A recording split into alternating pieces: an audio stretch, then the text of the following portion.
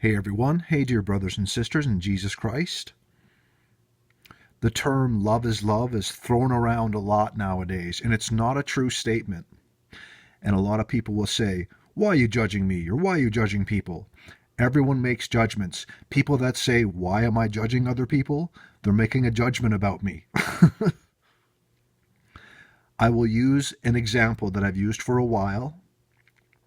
I think it's a very reasonable example. So when people say love is love, like right, the gay and transgender community, the LGBT, XY element of P, 1, 2, 3 community, they want to say love is love. And they do. They wear shirts, they pronounce it, they hashtag it. Hashtag love is love. A 60-year-old man who is attracted to children is in love with a 5-year-old child. Do you think love is love in that situation? Or is that very inappropriate and we should do something about that? We should raise our voice about that and protect innocent children. Don't you think that's a good way to make a judgment? And don't you think love is love does not apply in that case? How did you come to that conclusion? Did you use righteous judgment? Did you use discernment? Because that's what I'm doing, and that's what everyone should be doing. I'm pretty sure there's some smart asses out there or some people that are gross that will say, oh, that situation's perfectly fine. And I mentioned before, and I think a lot of us know, I think they want to add that letter P, you know what I mean, to the LGBT, whatever. So love is love? No, it's not. If you use discernment, love clearly is not love in every situation. And God, is he loving? Yes, God loves us when we're made in his image. But that doesn't mean everything is fine. There's things that God hates. A lying tongue is one of those things that God hates. And don't you think as Christians, I'm not raising my voice, I'm not getting angry here. Don't you think as Christians we should tell people about the truth of salvation in heaven? The truth of Jesus on the cross, his death, burial, and resurrection according to the scriptures. Don't you think telling people that they don't want to go to hell, even if they're not concerned right now, they should be? So loving someone is telling them the truth that saves their eternal soul, that opens their eyes, that sets them free. So continuing with this video, Valeria Barcelos is a singer from Brazil, I think, and it's a man that dresses like a woman. And God calls this an abomination and sin. I've shown the verse many times. There's other verses in the Bible that talk about God doesn't want men to dress like women or women to dress like men. It's unseemly. It's abomination. And this person has the pride rainbow. God made a rainbow covenant not to flood the earth again. That's what the rainbow is about. And I believe the rainbow is arched because there's a firmament dome that covers the earth. So love is love? No, it is not. Having pride of sin is not a good thing to do, and the world wants to have pride of sin.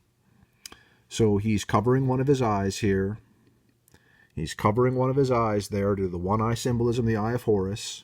More one-eye symbolism here on an album cover. I mentioned in the video the other day that magazine covers, album covers, it's a way they like to put out the symbolism. Moving on to another person, this is Darren Nefsi. She is an animator, and she's wearing devil horns. Some people might say, but it's just like Halloween style. She's just joking around, being edgy, or just having fun. What are you talking about, crazy Christian? Devil horns is devil horns. And she and her friend are doing devil horns there. Oh, she's sitting on the lap of Baphomet. And she says in her little blurb there, I was so excited to visit the Satanic Temple in Salem. I'm a big fan of the documentary Hail Satan. If you haven't checked it out, please do. Right? Devil horn sticking out the tongue, sitting on Baphomet's lap. Nothing to see here, right? The world's not biblical or anything. This doesn't matter. She's just being edgy.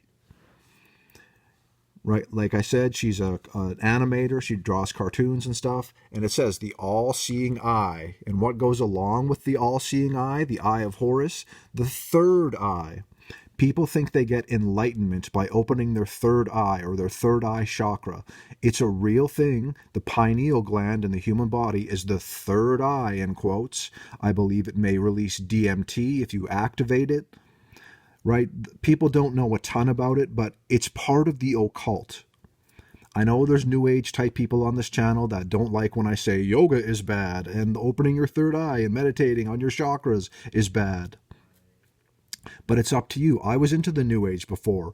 God opened my eyes to show me how deceptive it all is, no matter if you call it new age or old mystery religions. I know a lot of these things have been around a long time. It's not new in the new age. The new age is just repackaged Satanism, right? It's like self-help, raise your consciousness, raise your vibration, get Christ consciousness, which is total blasphemy.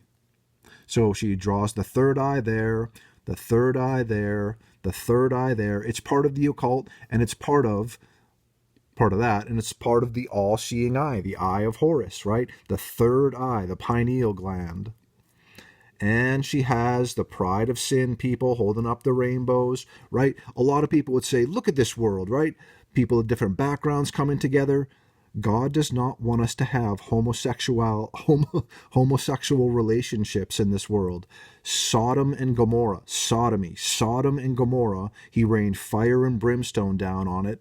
That's a real thing that happened. You can go to where Sodom and Gomorrah is now, and there still be sulfur balls in the soil from that. And my favorite part of the agendas, the stupid all-gender restroom thing. What is with this part of the deception?